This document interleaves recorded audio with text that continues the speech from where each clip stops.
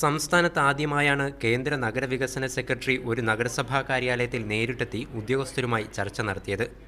Kochi metro പൂർത്തിയാവുന്നതോടെ നഗരത്തിലെ സമാന്തര ഗതാഗത സംവിധാനങ്ങളും പരിഷ്കരിക്കും.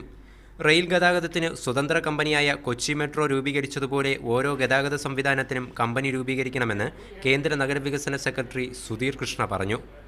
റോഡ് ഗതാഗതത്തിനും ജലഗതാഗതത്തിനും പ്രത്യേക കമ്പനികൾ വരുന്നതോടെ ഇവയുടെ പ്രവർത്തനം കൂടുതൽ കാര്യക്ഷമമാവും.